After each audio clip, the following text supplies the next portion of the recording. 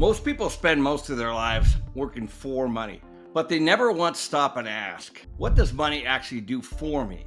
If you're chasing paychecks or trading time for dollars or saving money for some imaginary rainy day, you've already lost. The rich just don't think like that. So today I'm going to walk you through exactly how wealthy investors think, how they think about money, and how they think about the use of money, and the mindset shift that helped me buy over 10,000 apartments and become financially free. And I'm telling you right now, it all starts in your mind. When I was 34, I bought my first rental property. It was a 2-bedroom, 2-bath condo, and I put about 30 grand down. It was all I had. It was my entire savings. And it cash flowed about $50 to $100 a month. That was it. But what I was trying to do is I was trying to get out of the financial services market, because prior to that, I'd put all my money with wealth managers and I tried all these different things. And I'm like, there has to be a better way. There has to be a better way. And so I started investing in real estate, but not till I was 34 years old. What I realized quickly is that my tenant was actually paying off the mortgage for me. It's important to understand that I was not trying to get rich overnight. I was buying financial freedom. And at the time, I was trying to do it through passive income, one condo at a time. But here's the difference. Most people think money is something that you keep. The wealthy see money as something that they need to deploy. That's the main difference. As you know, I always say cash flow is king. I didn't buy that property for status. I bought it so someone else would pay my mortgage for me. And then of course I would keep the spread. But how many people do you really know that got rich quick? This is a slow process. If your money is sitting in a bank account, then you are losing money and you are going backwards financially, whether you know it or not. You see, the middle class, what they do is they trade time for money. The wealthy, they trade debt for cash flow. Here's the trick. I didn't buy 10,000 units because I had millions of dollars of money in the bank. I did it understanding about OPM, or other people's money, and using debt the right way. I've got about $800 million in debt right now. And guess what? I sleep just fine. Why? Because my 10,000 tenants, they pay it off for me. You must know the difference between good debt and bad debt. Bad debt costs you, and good debt makes you rich. So if you think about it, it makes complete sense. When you deposit money into a bank, it's a problem for the bank. It's a liability for them because they pay you interest on the money that's your money. And then in turn, they lend it out to people like me at a higher rate to make money. See, banks make money when they lend, and they're using your money as the way to do it. You're depositing that money into the bank and then they lend it back out. I never bought for short-term gains. I bought for 10-year outcomes. I played the long game and I still do. Every single thing I buy, I let the market do its thing. I let inflation work. I let the tenants pay it off. And I use the bank's money to refinance what I already used in the first place. It's the same system over and over. It's just rinse and repeat.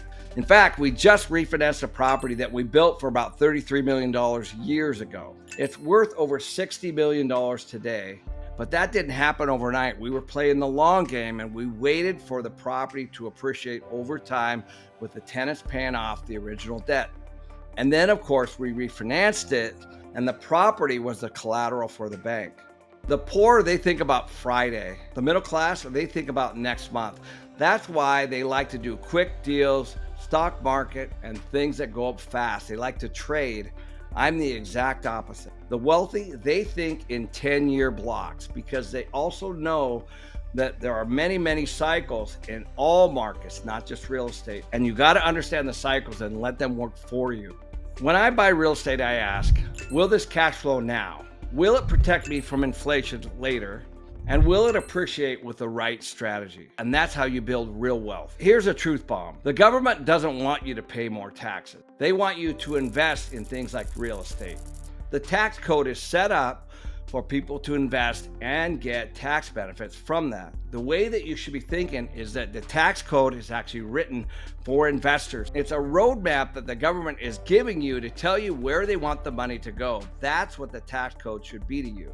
When I first started, I didn't know any of this. But once I started to learn about depreciation, things like cost segregation, bonus depreciation, it all started to make sense. And it changed the game for me, not only from a building and wealth standpoint and a cash flow standpoint. How do I keep legally the money that I'm making by using the tax code? That's how the wealthy keep more than they earn, not by cheating, by understanding the rules. If you're paying too much in tax, then you're investing wrong. Because there's one thing for certain. The biggest expense in your entire life will be tax.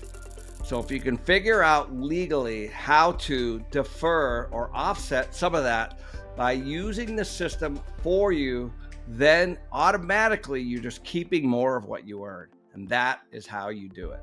And that's why real estate is so good. They give you credits for when you provide things like housing. Everybody wants more money, but if you don't have control over it, it will control you. I see this all the time. People toss their money into retirement accounts and meet with their financial advisor maybe one time a year when they get their financial statements, only if they get a call generally. And then when they meet with them, they don't always even know, like, what am I really investing in? Because various funds and stocks and all the things that they put you in are very complicated, and oftentimes they have massive fees that are not even disclosed. They hope that a financial advisor is doing the right thing and the market is trending in the right direction.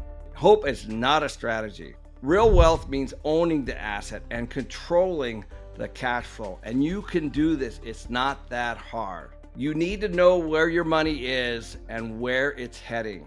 And if you know this, then you can control it and maximize your own personal cash flow for your own wealth. I'd rather own one duplex that pays me $500 a month than rely on the S&P 500 over my lifetime. That, to me, is just simply gambling. So let's break this down. Money is a tool, not a goal. Use good debt to create cash flow. Think in decades, not paychecks. Taxes are just a game, so you need to learn the rules. And focus on control of your capital. Don't just give it up to somebody else. That's how wealthy people think. And if you want to build real financial wealth, you've got to rewire how you approach money. If this resonated with you, you're not alone. Most people never get taught this stuff. I certainly didn't. The biggest shift for me was understanding how banks and the wealthy use your money. If you're interested in learning more about that, just go over to my next video, How the 1% Use Debt to Print Money Legally, and you can watch that here.